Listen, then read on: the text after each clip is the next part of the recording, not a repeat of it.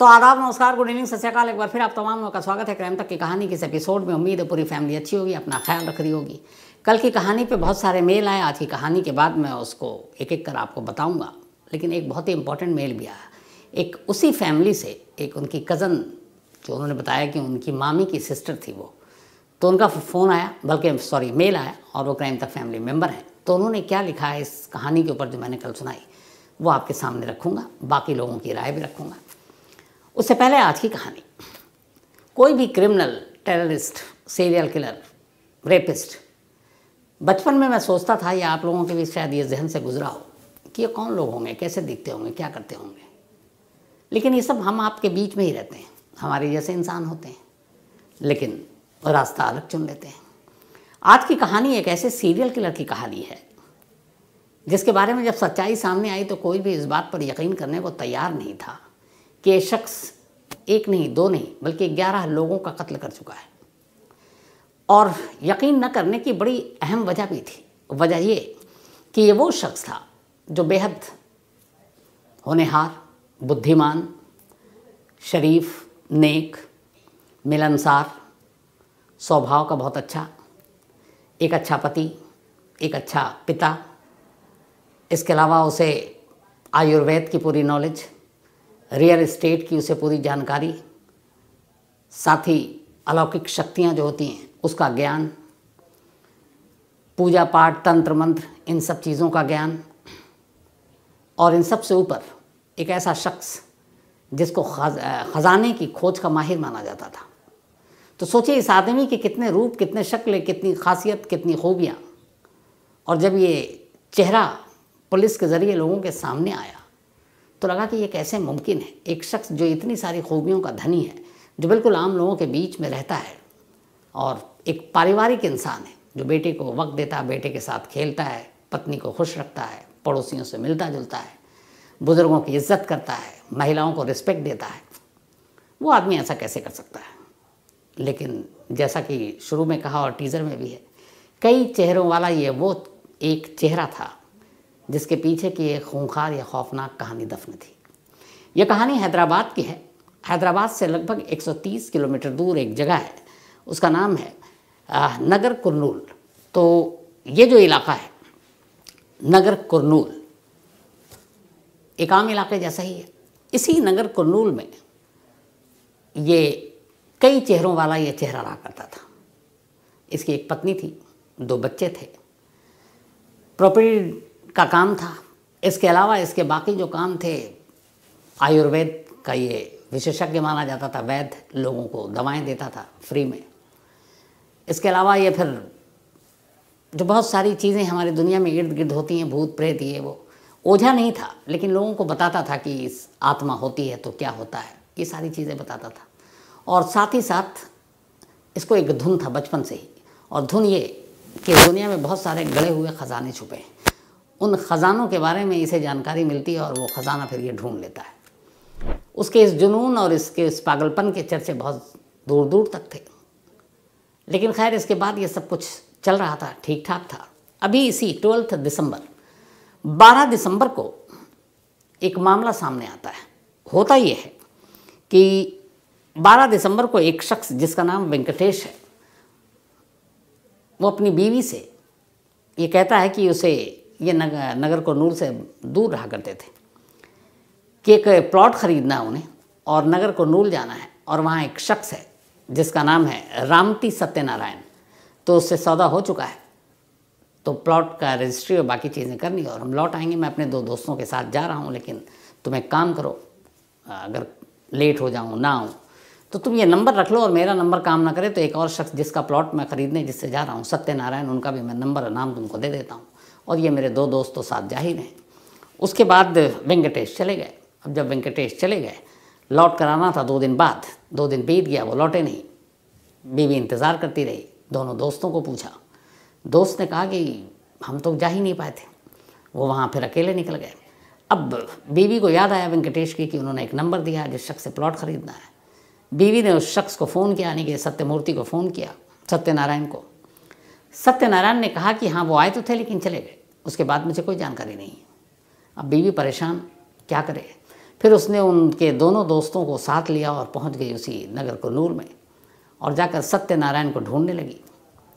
सत्यनारायण का कोई अता पता मिल नहीं रहा था, लेकिन बड़ी मुश्किल से, चूँकि वो एक इलाके में जाना माना शख्स था, लोग उसकी इज्जत करते थे उसकी तमाम खूबियों की वजह से, तो घर का पता मिला। ये लोग घर गए, उन्होंने पूछताछ की तो उसने कहा कि वो आए थे, लेकिन आने के बाद वो चले गए। लेकिन पत्नी को शक हुआ, क्योंकि कुछ उनकी बातें और कुछ उसे लगा कि वो शायद थोड़ा डरा सहमा है। पत्नी ने जाकर पुलिस स्टेशन में कंप्लेन कर दिया। जब कंप्लेन किया तो अब पुलिस की मजबूरी थी कि इसको इन्वेस्टिगेट करना। पुलिस ने जांच शुरू की। जब जांच शुरू की तो पता चला कि हाँ, 12 दिसंबर को सत्यनारायण इस शख्स से मिला था और नगर कुरनूल में उसे बहुत सारे लोगों ने देखा था वेंकटेश के साथ। इसके अलावा और किसी के साथ आखिरी को चश्मदीद था नहीं। पुलिस के पास अब एक तरह से एक पुख्ता सबूत था। जो आखिरी शख्स किसी भी केस में होता है, देखा जाता है चश्मदीद के तौर पर, वो बड़ा इंपॉर्टेंट होता है किसी केस के लिए। तो पुलिस ने अब सत्यनारायण को उठा लिया और उससे अब पूछताछ करने लगी। पुलिस अभी भी कंफर्म नहीं थी, लेकिन फिर कॉल डिटेल बाकी चीज़ें देखी तो पुलिस को कुछ शक हुआ। अब सत्यनारायण से उन्होंने थोड़ी सी सख्ती से पूछताछ शुरू की। सत्यनारायण जो बिल्कुल सीधा साधा भोला भाला मासूम, वो इन सख्तियों के आगे टूट गया और उसने कहा कि हाँ, मैंने कत्ल किया है और इसी वेंकटेश का कत्ल किया। पुलिस ने कहा कब, कैसे? तो उसने बताया कि असल में वेंकटेश को एक प्लॉट ख़रीदना था और उसी के ज़रिए उसने उनसे कांटेक्ट किया, क्योंकि वो उस इलाके में एक रियल एस्टेट का काम भी करता था। 10 लाख रुपए का प्लॉट था। फिर उसने कहा कि जहाँ पे आप प्लॉट ले रहे हैं, मेरा सिक्स सेंस कह रहा है, जो मेरी अपनी पढ़ाई लिखाई है, कि वहाँ कोई ख़जाना है और वो गड़ा हुआ ख़जाना है और पक्का मिलेगा और उसकी कीमत इस 10 लाख से 10 गुना होगी। वेंकटेश को भी ख़जाने का बड़ा शौक़ था। इस दुनिया में हर इंसान सबसे ज़्यादा मुसीबत में पड़ता है लालच की वजह से। जो आप मेहनत से कमाते हैं, इसके अलावा कोई आसानी से कोई चीज़ मिल जाए कि यहाँ ख़जाना है, वहाँ पैसे हैं, या लॉटरी की टिकट है, जो भी है, तो इंसान फ़ौरन लालच में आ जाता है। तो वेंकटेश भी लालच में आ गया। तो उसने कहा कि ठीक है, मैं आता हूँ। अब जब वेंकटेश झांसे में आ गया तो फिर सत्यनारायण ने उसे अपने पास बुलाया और सत्यनारायण ने उसे कहा कि एक शर्त है, ये जो ख़जाने वाली बात है, ये तुम किसी को बताना मत, अपनी फैमिली को, दोस्त को, किसी को भी नहीं, क्योंकि इसकी एक जो है ख़ास बात ये होती है, मेरी शक्ति है जिससे मैं ख़जाने का पता लगाता हूँ, कि अगर तुम्हारे और मेरे अलावा ये बात किसी को पता चल गई तो फिर वो ख़जाना गायब हो जाएगा। तो अगर किसी को तुमने कहा तो कोई फ़ायदा नहीं है। लालच में आ गया वेंकटेश। उसने ख़जाने की बात अपनी बीवी से भी छुपाई। प्लॉट के नाम पे वो पहुंच गया। जब वहाँ पहुंचा तो फिर उसने कहा, 10 लाख रुपए पहले उसने दे रखे थे, तो उसने कहा कि चलो प्लॉट, ख़जाना, लेकिन वो ऐसी कोई चीज़ तो थी नहीं। सत्यनारायण ने कहा कि अच्छा चलो, मैं तुम्हें वो जगह दिखाता हूँ जहाँ पे ख़जाना है। वो सुनसान जगह पर ले गया और वहाँ ले जाने के बाद उसने पहले ये कहा कि देखो, ख़जाना मिल जाएगा, लेकिन हमें 3 गर्भवती महिलाओं की बलि देनी होगी। वेंकटेश एक सीधा साधा आदमी था, बेशक लालच में आ गया था, लेकिन वो इन सब चीज़ों को नहीं मानता था। उसने सत्यनारायण की जब ये बात सुनी, वो डर गया, सहम गया। उसने कहा ये क्या पागलपन है, 3 औरतें, वो भी गर्भवती, मतलब 6 इंसान की जान, मैं ऐसे दौलत या ऐसे ख़जाना नहीं चाहिए। और उसने कहा तुम मेरे 10 लाख रुपए वापस करो, मैं जा रहा हूँ। तो उसने कहा अच्छा ठीक है, बलि नहीं है, दूसरा तरीका आजमा के देखता हूँ, बिना खून खराबे के ख़जाना मिल गया तो मिल गया।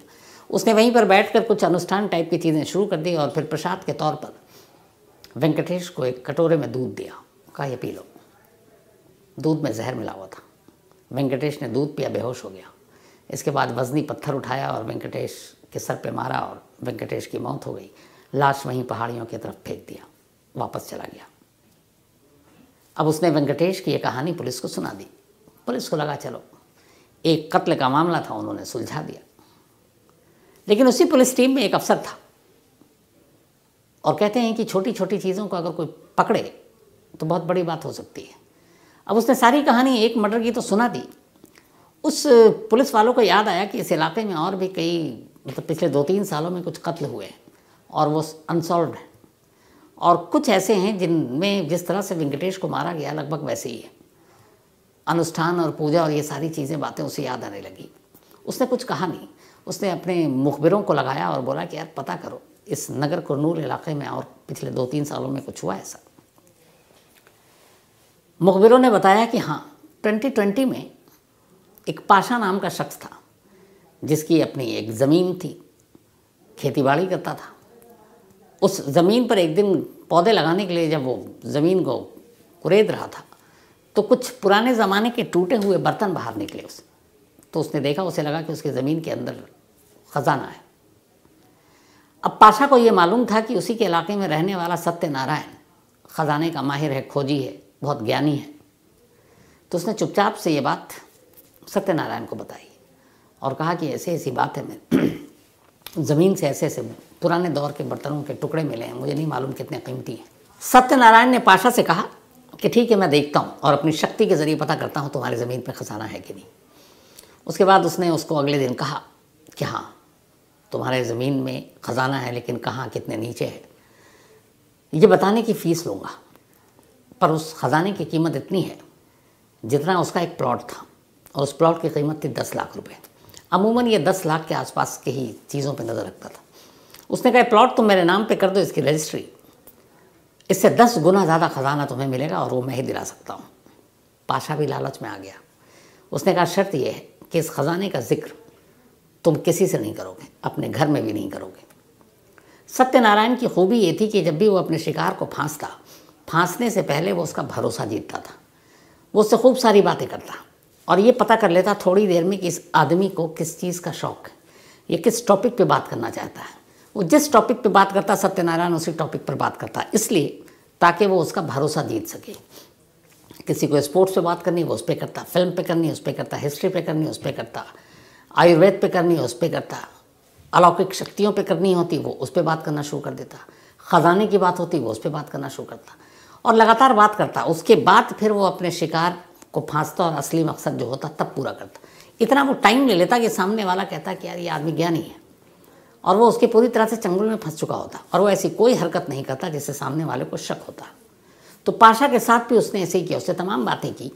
फिर उसने कहा कि है, लेकिन 10 लाख तुम ये प्लॉट मेरे नाम कर दो, ख़जाना इससे कहीं ज़्यादा कीमती है। पाशा लालच में आ गया। पाशा ने अपना प्लॉट उसके नाम रजिस्ट्री कर दिया, लेकिन वो ख़जाने को खोदने का काम शुरू ही नहीं कर रहा है।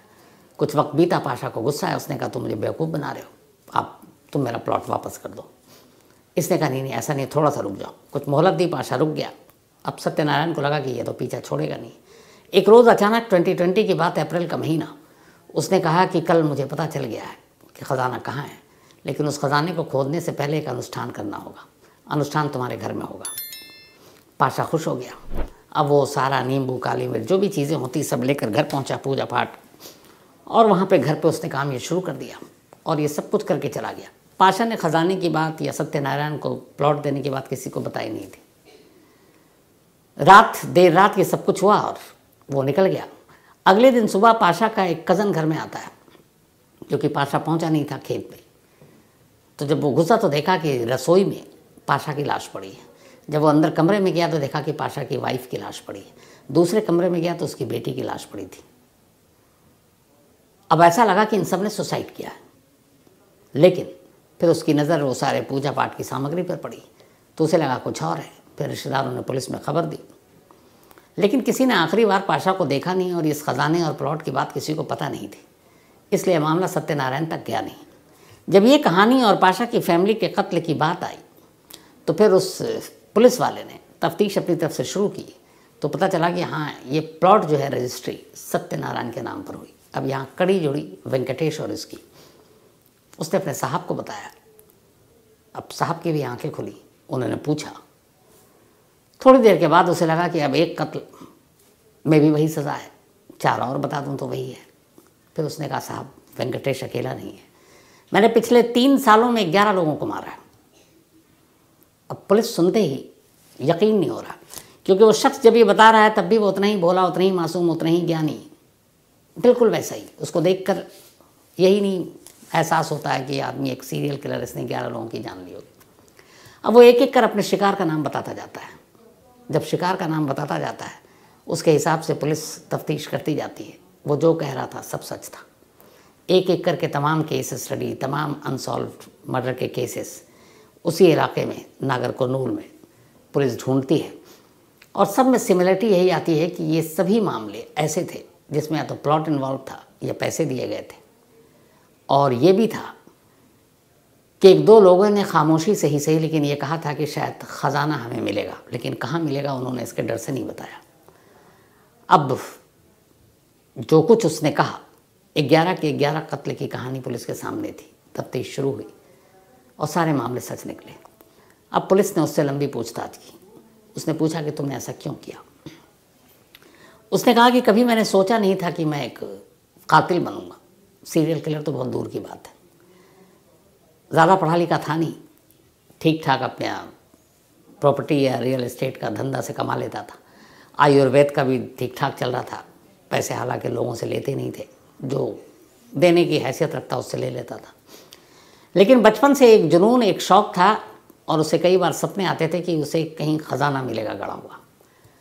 तो बहुत सारे उसने फिल्में सीरियल भी देखी, हिस्ट्री चैनल, और उस पर भी उसने ये देखा कि हाँ, जो ख़जाने की कहानियाँ होती हैं वो सच होती हैं। जो हमसे पहले के, क्योंकि सदियों से ये दुनिया चली आ रही है, कभी किसी की हुकूमत, कभी किसी की हुकूमत, पुराने ज़माने में अलग अलग राजा रजवाड़ों, और वो सारी चीज़ें कहीं ना कहीं बहुत सारे लोग जब भागे तो ज़मीन के अंदर दफन कर गए। तो ये हर चीज़ से ये था कि ख़जाना होता है। और कई बार इसको लगता कि शायद इसको मतलब सचमुच पता है कि ख़जाना कहाँ है, और इसने कोशिश भी की बहुत जगह ढूंढने की, जुनून के हद तक, पर ख़जाना कभी मिला नहीं ना ऐसे मिलता है। फिर इसे लगा कि यार ख़जाना तो मिल नहीं रहा, लेकिन चलो अपने इस जुनून का इस्तेमाल पैसे कमाने के लिए करते हैं। तो उसने सबसे पहला तरीका ये अपनाया कि जिस शख्स से उसे पैसे लेने हैं तो उसके पास पैसा हो या प्लॉट हो। दूसरा, कभी उसका नाम ना आए, क्योंकि वो एक पारिवारिक आदमी था, उसके बहुत सारे चेहरे थे, सारे शराफत के चेहरे। तो उसे लगा कि ये बात तो फैल सकती है। तो वो सबसे पहले पैसे, ख़जाने, किसी चीज़ की बात नहीं करता, वो सिर्फ मिलता, चाहे वो दवा देने के बहाने, चाहे वो कहानी सुनाने के बहाने, किसी भी, और वो उनसे बातें करता और बातचीत के ज़रिए वो उसका इंटरेस्ट पता कर लेता, और वो जिस मिजाज का आदमी होता उसी मिजाज में ये ढल जाता और फिर बात करके निकल जाता, कुछ भी नहीं कहता। कई मुलाकात होती, कई मुलाकातों के बाद सामने वाले को लगता है कि यार ये आदमी आता है और देखो कितनी अच्छी प्यारी प्यारी बातें करता है, ज्ञान की बातें करता है, चला जाता है। फिर जब सही टाइम आता, जब वो पूरा भरोसा जीत लेता, तब धीरे से कहता कि फ़लाने जगह पे एक ख़जाना है और वो ख़जाना तुमको मिल सकता है, पर ख़जाना ढूंढने की कीमत जो भी 2 लाख से 10 लाख, लेकिन शर्त यह है कि जैसे ही तुमने अपने दिल से बात निकाल कर ज़ुबान पर ये लाई ख़जाने की, समझ लो ख़जाना गायब। क्योंकि ये सब शक्तियाँ हैं ऊपर से जो काम करती हैं और जो मेरे अंदर ये आती हैं और मुझे पता चलता है। तो अगर किसी कोई बता दे तो फिर ख़जाना नहीं मिलेगा। और इस तरह से एक एक कर लालच में उसने तमाम लोगों को मारना शुरू किया। उससे पूछा गया कि तुमने, ठीक है, अलग अलग लोगों को ख़जाने पैसे के लिए मारा, पर पाशा की पूरे परिवार को क्यों मार दिया? तब उसने कहा कि मैंने पाशा से कहा था कि तुम्हारे घर पे अनुष्ठान करना है और तुम रहोगे और घर पे कोई नहीं रहेगा। लेकिन इत्तेफाक से पाशा की पत्नी, पाशा की बेटी, ये लोग उस दिन घर पर मौजूद थे। तो उसे लगा कि अब अगर वो पाशा को सिर्फ मार कर चला जाता है तो ये सब जिंदा चश्मदीद होंगे कि रात यहाँ क्या हुआ। तो उसने कहा कि मैंने ऐसा सोचा कि इसको सुसाइड दिखा दूँ। और अपने देश में ऐसे अलग अलग इलाकों में बहुत सारी चीज़ें हुई हैं जहाँ पे पूजा अनुष्ठान के साथ लोगों ने परिवार के साथ सामूहिक खुदकुशी कर ली है। तो उसे लगा कि जब ऐसा होगा तो पता नहीं चलेगा। तो उसने क्या किया कि उस दिन अनुष्ठान रखा और प्रसाद के नाम पर वही दूध दिया, और हर शिकार को इसने प्रसाद के नाम पर दूध पिलाया, और उस दूध में हमेशा जहर होता। तो पाशा के परिवार को भी इसने प्रसाद के नाम पर, पूरे परिवार को ही, अब चूँकि घर में सारे लोग थे, एक मरते तो बाकी बता देते, तो उसने मजबूरी में सबको दूध पिलाया। दूध पिलाने के बाद इसमें तो जहर, ऊपर से उसने हाथ से फिर बेहोशी हो गए, सबका गला घोटा और निकल लिया। तो लाश पे ना कोई चोट के निशान, ना गोली के निशान, ना चाकू के निशान। घर में पूजा पाठ की सामग्री, जिसने भी देखा ऐसे ही लगा कि, और ये सब बुराड़ी से, मतलब पहले हो चुका था बुराड़ी, ये बाद में हुआ है। तो बुराड़ी की कहानी भी लगभग हर एक के जहन में ताज़ा है। तो ये हुआ कि ये लोग भी कहीं किसी इस तरह की दैवीय शक्ति या कुछ और इन चीज़ों में आकर परिवार ने खुदकुशी कर ली। तो वह इकलौता ऐसा मामला था जिसमें उसने एक को नहीं बल्कि पूरे परिवार को मार डाला, क्योंकि वो बाद में उसके खिलाफ गवाही दे सकते थे और उसका भांडा फूट सकता था। बाकी सब उसने सिर्फ उन लोगों को मारा जो उसके ख़जाने के लालच में आए। जब उसकी गिरफ्तारी हुई और ये कहानी मीडिया में वहाँ लोकल आई, कहते हैं उसकी बीवी और बच्चे यकीन ही नहीं कर पाए, पूरा पड़ोसी यकीन नहीं कर पाया, क्योंकि उन्होंने जब भी सत्यनारायण को देखा था उन्हें लगता था कि इससे बेहतर, इससे अच्छा, इससे सच्चा, इससे मिलनसार इंसान कोई हो नहीं सकता। हमेशा चेहरे पे मुस्कुराहट, बहुत ही नर्म लहजे में बातचीत, हमेशा नज़रें झुका कर चलना, मतलब एक शराफत की जो भी डेफिनेशन या परिभाषा हो सकता है वो सारी चीज़ें उसके अंदर। लेकिन इन चेहरों और इस बॉडी लैंग्वेज और शराफत के पीछे का जो दूसरा चेहरा था वो एक सीरियल किलर का चेहरा था। तो इस कहानी से एक सबक ये मिलती है कि ज़िंदगी में कभी भी जो अच्छा और बहुत मीठा बोलते हैं या आपके साथ बहुत घुल मिल कर रहते हैं, ऐसा लगता है कि आपके बहुत खैर खा है, आपकी केयर करते हैं, आपकी फ़िक्र करते हैं और कुछ ज़्यादा ही करते हैं, हमेशा बचिएगा। आंख बंद करके भरोसा मत कीजिएगा। हो सकता है वो आदमी अच्छा हो, आपका केयर भी करता हो, आपकी फ़िक्र भी करता हो, लेकिन क्या पता है ऐसे ही भेष में एक ऐसा शख्स आ जाए जो यही ढोंग रचाए और एक दिन पता चला कि आपका सब कुछ लुट गया। तो जब भी किसी पे भरोसा कीजिए, हमेशा सोच कर, समझ कर, परख कर, और ये इस बात का ज़रूर ख्याल रखिए कि अचानक ये शख्स हमारी ज़िंदगी में आकर हमारे लिए इतना अपना क्यों हो गया। एक होता बचपन से हम लोग साथ रहते हैं, माँ बाप, परिवार, बच्चे, भाई बहन, कज़न, रिश्तेदार, आना जाना, एक दूसरे का केयर करना, वो बड़ा स्वाभाविक है।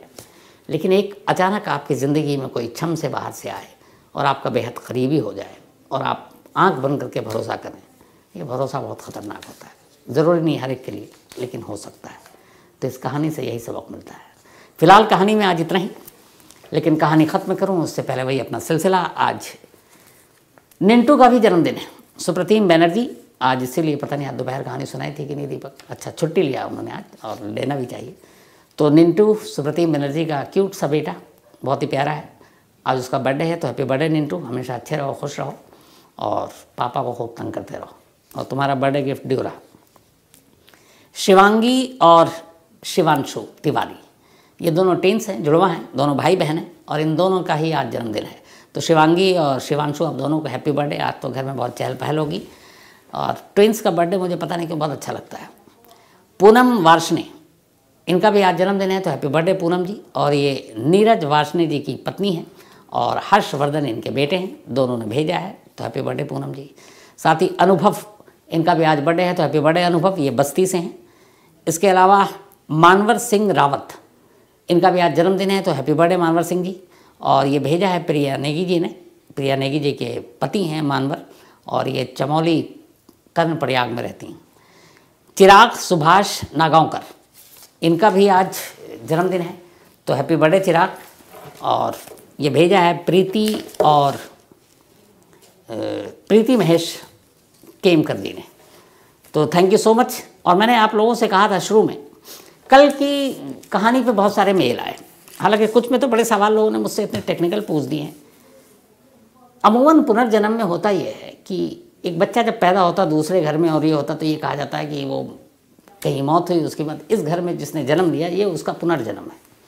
लेकिन ये कहानी बड़ी डिफरेंट थी। कहानी ये थी कि एक दिन पहले एक सुमित्रा की मौत होती है, और मतलब वो भी 45 मिनट के लिए, और अगले दिन शिवा का जन्म होता है। तो लोगों ने कहा ये कैसे, या तो ये पुनर्जन्म नहीं, या तो बॉडी उसके अंदर चली गई, आत्मा। अब इतनी टेक्निकल चीज़ें थी कि मेरा भी सर घूम गया कि मैं इसका जवाब क्या दूँ, तो मेरे पास जवाब नहीं है इसका। लेकिन बहुत सारे लोगों ने जो लिखा मेल, और ज़्यादातर लोगों का ये था, जो ख़ासतौर पर हमारी फैमिली मेम्बर रात को, और अकेले भी रहते हैं, बहुत सारे पीजी में रहते हैं कहीं, और उन्होंने कहा सर डरा दिया आपने, 3 बज रहे हैं। एक के तो मेल ही मैंने देखा कि 3 बज रहे हैं और कहानी सुन रहा हूँ, डर भी लग रहा सर, और छोड़ भी नहीं रहा हूँ। तो बहुत सारे मेल आए, और मैंने कहा ना उसमें बहुत सारे ये टेक्निकल सवाल थे जिनका मेरे पास जवाब नहीं है। लेकिन हाँ, ये मैंने भी कल भी कहा था कि शायद दुनिया की इकलौती ऐसी पुनर्जन्म की कहानी है जिसको वर्जीनिया यूनिवर्सिटी ने भी माना कि ये फैक्ट्स के साथ सच है। इत्तेफाक से आज एक क्राइम तक फैमिली मेम्बर हैं दीक्षा अग्निहोत्री, इन्होंने मेल लिखा है। और दीक्षा जो पूरा मेल लिखा उन्होंने, मैं पूरा आपको हूबहू सुना देता हूँ बिना किसी अपनी तरफ से जुड़े हुए। सर आपने जो पुनर्जन्म की स्टोरी सुनाई शिवा एंड सुमित्रा की, मुझे अच्छी लगी। सर मैं ये बताना चाहती हूँ कि ये घटना मेरी फैमिली की ही है, और मैं डिबियापुर से हूँ। शिवा मेरी मामा की सिस्टर थी। मेरे मामा शिवा को उनके ससुराल से लेने गए थे क्योंकि घर में शादी थी, पर उनकी सास ने भेजा नहीं। इसी बात पर झगड़ा हुआ और फिर ननद ने उन्हें गुस्से में छत से नीचे धक्का दे दिया और बाद में सर पर पत्थर से मारा। शिवा की डेथ के बाद उनके हस्बैंड मेंटली डिस्टर्ब हो गए और शिवा के दोनों लड़के लेबर का काम करते। एक गलती ने पूरा हंसता खेलता परिवार बर्बाद कर दिया। तो ये दीक्षा अग्निहोत्री हैं और ये शिवा की, इन्होंने कहा उनकी मामी की सिस्टर थी। तो थैंक यू सो मच दीक्षा आपके इस मेल के लिए, क्योंकि इतनी डिटेल में मुझे भी ये आपने कुछ नई चीज़ें बताई, मुझे भी नहीं मालूम थी। लेकिन आपके रिलेटिव में कभी मौका मिला तो मैं ज़रूर आपसे अभी कहूँगा कि इस, अगर आप सुन रही होंगी तो मुझे मेल में अपना नंबर ज़रूर भेजिएगा और मेरी कोशिश होगी कि इस फैमिली के जो बाकी लोग हैं मैं उनसे जाकर खुद मिलूं और मिलने के बाद आज की तस्वीर क्या है, आज इस कहानी में क्या नई चीज़ें हैं और शिवा या फिर सुमित्रा, इन दोनों के कौन कौन से फैमिली के क्लोज मेंबर अभी हैं, क्या कर रहे हैं। मैं खुद दिल से चाहता हूँ उन लोगों से मिलूँ, बात करूँ और फिर वो सारी चीज़ें पूरी क्राइम तक फैमिली मेम्बर के सामने रखूँ। तो थैंक यू सो मच दीक्षा। लेकिन मुझे उम्मीद है कि आज आप मेल करेंगी और अपना मोबाइल नंबर ज़रूर मुझे बताइएगा ताकि मैं आपको कांटेक्ट करूं। इसके अलावा दिनेश सिंह, इन्होंने भी कहा है कि वो जानते हैं और ये कहानी सच्ची है।